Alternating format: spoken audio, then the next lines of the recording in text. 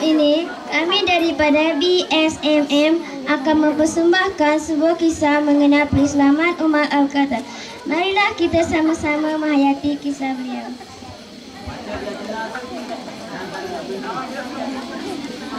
Diriwayatkan daripada Anas bin Malik bahawa Umar keluar dengan membawa sebilah pedang untuk membunuh Muhammad. Tiba-tiba, dia berjumpa dengan seseorang daripada Bani Zuhra. Wahai Umar, mau ke mana? Aku ingin membunuh Muhammad. Adakah kamu akan merasa aman jika kamu telah membunuh Muhammad? Aku melihat kamu telah meninggalkan agamamu.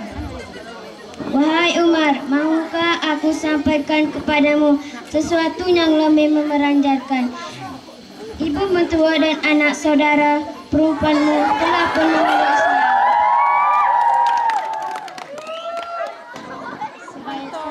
Sebaik sahaja mendengar berita itu, Umar pulang dengan perasaan marah.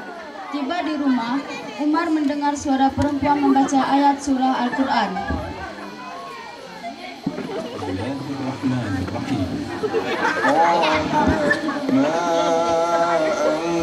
Ayat apakah yang kamu baca tadi? Tiada apa-apa. Betulkah kamu telah meninggalkan agamamu? Bagaimana jika perkara itu benar? Dengan perasaan marah, Umar melompat dan memijak ibu mertuanya dengan kuat. Saudara perempuannya cuba menghalang, namun dipelur hingga mukanya berdarah.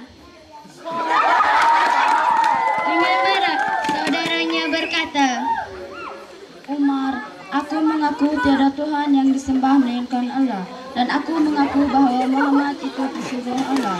Baiklah, berikan aku kitab yang kamu simpan. Aku mahu membacanya.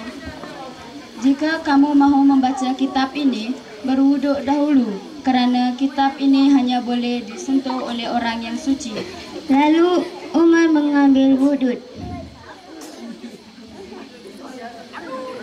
Selepas itu, dia mengambil kitab dan membaca surat Taha hingga ayat yang bermaksud, sesungguhnya aku ini ialah Allah, tidak ada Tuhan selain aku, maka sembahlah aku dan dirikan solat untuk mengingatkan aku. Surah Taha 14.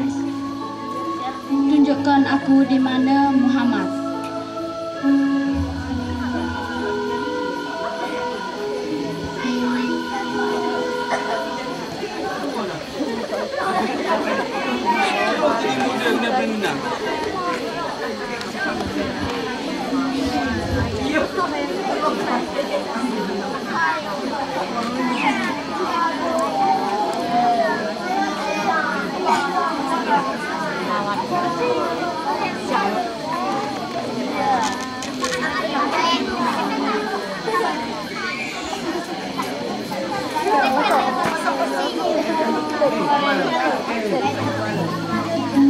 Kemudian Umar pergi mencari Muhammad. Di pintu rumah tersebut terdapat Hamzah.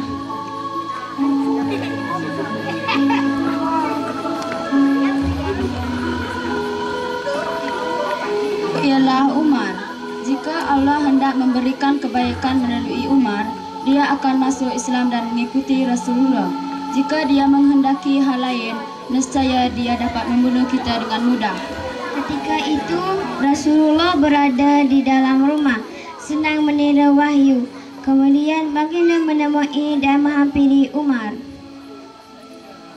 Wahai Umar, bersiaplah hingga Allah menurunkan kehinaan dan seksa kepadamu.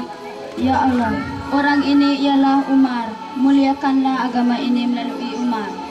Aku mengaku bahwa engkau ialah Rasulullah. Dengan itu, Umar pun masuk Islam.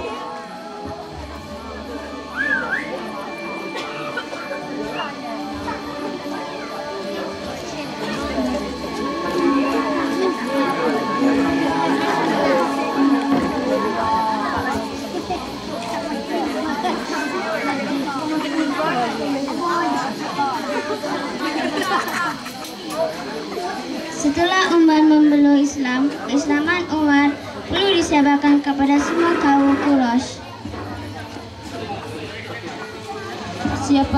Siapakah penduduk Mekah yang kamu menyebarkan kabar? Pemberitahuan penislaman Umar ini diberitahu secara terang-terangan. Umar masuk Islam, Umar masuk Islam. Dia telah berpindah agama. Aku telah masuk Islam dan mengaku bahawa tiada Tuhan melainkan Allah dan Muhammad itu hamba dan Rasulullah. Apabila mendengar berita itu, para pemuda Quraisy berkumpul mengelilingi Umar.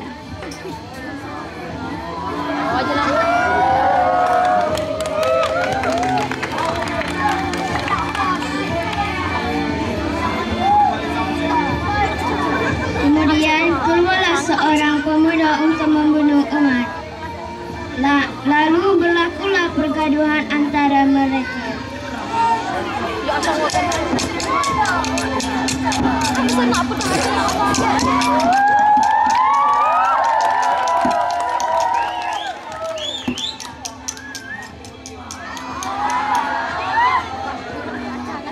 Umar berjaya mengalahkan muda tersebut. Selepas itu Umar berjumpa dengan Rasulullah. Ya Rasulullah, bukankah kita berada dalam kebenaran jika kita mati maupun hidup?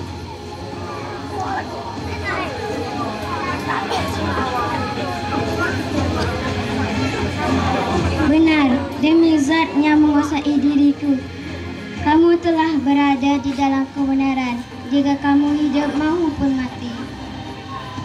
Mengapa kita bersembunyi? Demi Zat yang telah mengutusmu dengan hak, sungguh kami akan memperlihatkan diri. Tidak lama kemudian keluarlah Rasulullah bersama-sama dua kumpulan pengikutnya yang diketuai oleh Umar dan Hamzah, masing-masing membawa pedang.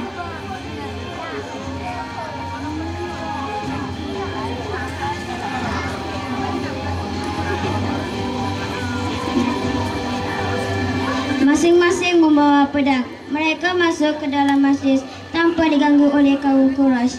Ini kerana mereka tidak berani untuk mendekati Umar dan Hamzah.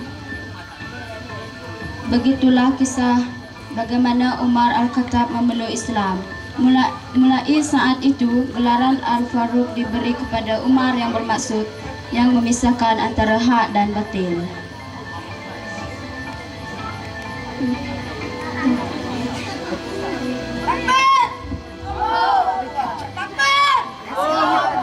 Takbir.